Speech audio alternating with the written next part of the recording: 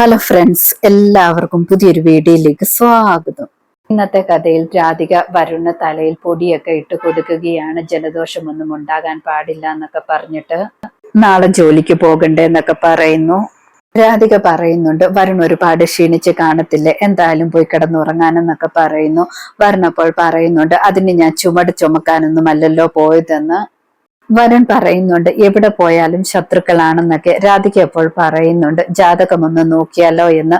വരുൺ അപ്പോൾ പറയുന്നുണ്ട്, ജ്യോതിഷനെ പോയി കണ്ടിട്ട് അവർ ഒരുപാട് വഴിപാടൊക്കെ പറയും, അതൊക്കെ ചെയ്യാൻ തൽക്കാലം പൈസയൊന്നുമില്ല, അതുകൊണ്ട് ചോദിക്കണ്ട എന്നൊക്കെ പറയുന്നു. തുടർന്ന് കാണിക്കുന്നത് വരുണും രാധികയും ഒരുമിച്ചിരുന്ന് ആഹാരം കഴിക്കുന്നതാണ്. വരുൺ പറയുന്നുണ്ട്, എന്റെ ശത്രുക്കളെല്ലാം പെണ്ണുങ്ങളാണെന്ന്. ആദ്യം പ്രിയങ്ക, ഇപ്പോഴാണെങ്കിൽ സോന, എല്ലാവരും പെണ്ണുങ്ങളാണെന്നൊക്കെ പറയുന്നു. വരുൺ അപ്പോൾ പറയുന്നുണ്ട്, ഇനിയും എന്നോടുള്ള ആരാധന കൊണ്ടാണോ എല്ലാവരും ഇങ്ങനെയൊക്കെ പെരുമാറുന്നതെന്ന്. രാധിക അപ്പോൾ ചിരിക്കുകയാണ്. രാധിക പറയുന്നുണ്ട്, ഇത് കേട്ടിട്ട് ഞാൻ പിണങ്ങിയിരിക്കുമെന്നാണോ കരുതുന്നതെന്നൊക്കെ. എന്തായാലും വരുണിനെ കാണാൻ ഭംഗിയൊക്കെ ഉണ്ട്, പെൺകുട്ടികൾ വേണമെങ്കിൽ നോക്കുമായിരിക്കും. പക്ഷെ എന്നെ പോലെ ഇങ്ങനെ അടുത്തിരിക്കാനോ ഇതുപോലെ വാരി തരാനോ എനിക്ക് മാത്രമല്ലേ പറ്റത്തുള്ളൂ, വേറൊരാൾക്കും പറ്റില്ലല്ലോ എന്നൊക്കെ പറയുന്നു.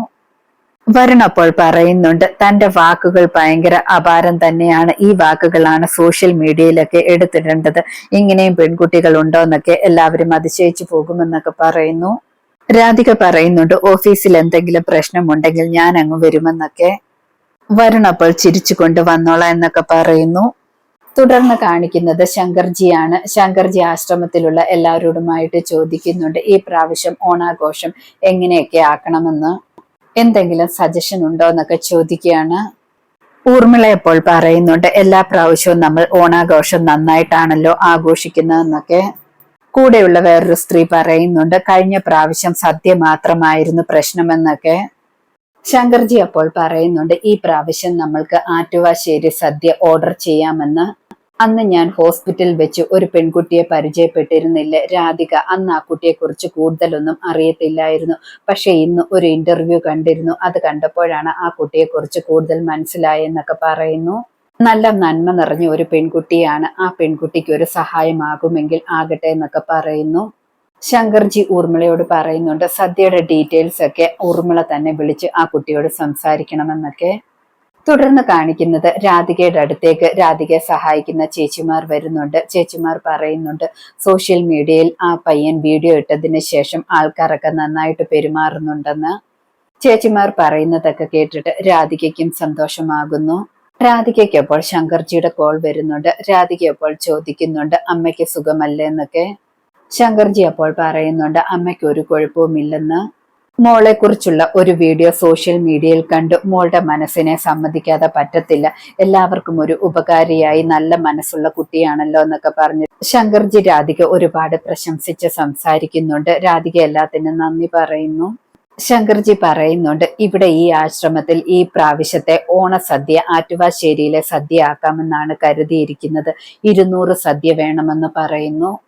രാധികയ്ക്ക് അത് കേൾക്കുമ്പോൾ ഒരുപാട് സന്തോഷമാകുന്നുണ്ട്. രാധിക നന്ദി പറയുന്നുണ്ട്. ശങ്കർജി പറയുന്നുണ്ട്, സദ്യ കൊണ്ടുവരുന്ന ദിവസം ഓണാഘോഷത്തിനായിട്ട് മോളും ഇവിടെ ഉണ്ടാകണമെന്ന്, ഇവരുടെ കൂടെ മോളും ഉണ്ടാകണമെന്ന് പറയുന്നു. രാധിക ഉറപ്പായിട്ടും വരാമെന്ന് പറയുന്നു.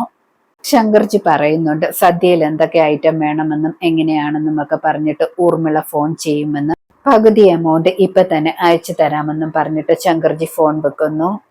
ശങ്കർജി ഫോൺ വെച്ചതിന് ശേഷം രാധിക ചേച്ചിമാരോടും യശോദയോടും എല്ലാം പറയുന്നുണ്ട്, നമ്മുടെ ആറ്റുവാശ്ശേരി സദ്യ തുടങ്ങാൻ പോവുകയാണ്. ശങ്കർജി നമുക്ക് ഓർഡർ തന്നിരിക്കുകയാണ്, 200 സദ്യക്കുള്ള ഓർഡറാണെന്ന് പറയുന്നു. രാധിക പറയുന്നത് കേട്ട് എല്ലാവർക്കും സന്തോഷമാകുന്നുണ്ട്. ജയഭാരതി മുത്തശ്ശി അപ്പോൾ പറയുന്നുണ്ട്, മോൾ ഒരു നന്മ ആ അമ്മയ്ക്ക് ചെയ്തപ്പോൾ മോൾക്കും ആ നന്മ തിരിച്ചു വന്നത് കണ്ടോ, ഇതൊക്കെയാണ് ദൈവത്തിന്റെ ഒരു അനുഗ്രഹം എന്നൊക്കെ പറയുന്നു. തുടർന്ന് കാണിക്കുന്നത് സോനയാണ്. സോനയുടെ അടുത്തേക്ക് കമ്പനിയിലെ സ്റ്റാഫ് ജഗന്നാഥൻ ചെല്ലുന്നു. ജഗന്നാഥൻ പറയുന്നുണ്ട്, ആ ആന്റണി ഐസക് വന്നിട്ടുണ്ടെന്ന്. നമ്മൾ കൊടുത്ത കേസിന്റെ ഫലമായിട്ട് അയാൾ 90 ദിവസം ജയിലിൽ കിടന്നിട്ടാണ് വന്നിരിക്കുന്നത്. അതുകൊണ്ട് വെളിയിൽ വന്ന് പ്രശ്നമുണ്ടാക്കുകയാണെന്നൊക്കെ പറയുന്നു. സോന അപ്പോൾ പറയുന്നുണ്ട്, നമ്മൾ എന്ത് ചെയ്യാനാണ്, ഇവിടെ വന്ന് പ്രശ്നമുണ്ടാക്കിയപ്പോൾ നമ്മൾ പരാതിപ്പെട്ടതല്ലേ എന്നൊക്കെ പറയുന്നു. ഇത് അയാളുടെ സ്ഥലമാണെന്നല്ലേ അയാൾ പറയുന്നത്, നമ്മൾക്ക് അതിനെ കുറിച്ചൊന്നും അറിയില്ല, നമ്മൾ വേറൊരാളോടാണ് വാങ്ങിയത്, തേർഡ് പാർട്ടി പ്രശ്നമുണ്ടാക്കുന്നതിന് നമ്മൾ എന്ത് ചെയ്യാനാണെന്നൊക്കെ പറയുന്നു.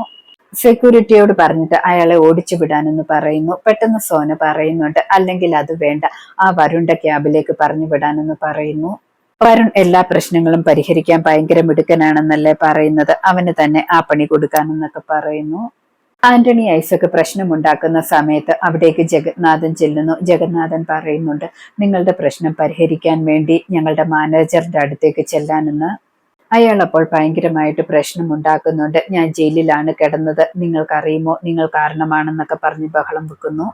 ജഗന്നാഥൻ അയാളെയും കൊണ്ട് വരുണിന്റെ അടുത്തേക്ക് ചെല്ലുന്നു. ജഗന്നാഥൻ ഇയാൾ 90 ദിവസമായിട്ട് ജയിലിലായിരുന്നു, ഇവിടെ വന്ന് പ്രശ്നമുണ്ടാക്കിയപ്പോൾ പരാതി കൊടുത്തതാണെന്നൊക്കെ പറയുന്നു. ഇതിനു മുമ്പ് ഈ സ്ഥലം ഇയാളുടേതായിരുന്നു, ഇയാളുടെ നിന്നും വേറൊരാൾ വാങ്ങിയിട്ട് ഇവിടെയുള്ള മേഡത്തിന് കിട്ടിയതാണെന്നൊക്കെ പറയുന്നു. എന്തായാലും ഇയാൾ ഭയങ്കരമായിട്ട് പ്രശ്നമുണ്ടാക്കുകയാണ്. ഈ പ്രശ്നം പരിഹരിക്കാൻ സോന മേഡം താങ്കളെയാണ് ഏൽപ്പിച്ചിരിക്കുന്നതെന്നൊക്കെ പറയുന്നു. വരണപ്പോൾ ഞാനോ എന്നൊക്കെ പറയാണ്. അയാളെ അവിടെ നിർത്തിയിട്ട് ജഗന്നാഥൻ അവിടെ നിന്നും പോകുന്നുണ്ട്. വരുൺ അയാളോട് ഇരിക്കാനെന്ന് പറയുന്നു. അയാൾ അപ്പോൾ പറയുന്നുണ്ട്, ഈ ആന്റണി ഇരുത്താൻ ആരും നോക്കണ്ട എന്നൊക്കെ. സോന ജഗന്നാഥനോടും സ്റ്റാഫിനോടും ഒക്കെ പറയുന്നുണ്ട്, വരുണിന്റെ റൂമിൽ എന്ത് സംഭവിച്ചാലും അങ്ങോട്ട് പോകാൻ പാടില്ല എന്നൊക്കെ. 10 മിനിറ്റ് കഴിഞ്ഞേ അങ്ങോട്ട് പോകാൻ പാടുള്ളൂ എന്നൊക്കെ പറയുന്നു. കുറച്ച് കഴിഞ്ഞിട്ട് സോന വെളിയിലേക്ക് വരുന്നുണ്ട്. സോന വെളിയിലേക്ക് വന്നിട്ട് ജഗന്നാഥനോട് ചോദിക്കുന്നുണ്ട്, ഹീറോയുടെ സൗണ്ട് ഒന്നും കേൾക്കുന്നില്ലല്ലോ, ഇനി അയാൾ എങ്ങാനും നിങ്ങളുടെ വരുണിനെ കൊന്നു കളഞ്ഞു കാണുമോ എന്നൊക്കെ ചോദിക്കുകയാണ്. സോന വരുണിനെ കുറിച്ച് സംസാരിച്ചു കൊണ്ടിരിക്കുന്ന സമയത്ത് തന്നെ സോനയുടെ അടുത്തേക്ക് വരുൺ ആന്റണിയും കൂട്ടിയിട്ട് വരുന്നു. ഇന്നത്തെ കഥ ഇതോടെ അവസാനിക്കുന്നു. പുതിയൊരു കഥയുമായി വീണ്ടും കാണാം. താങ്ക്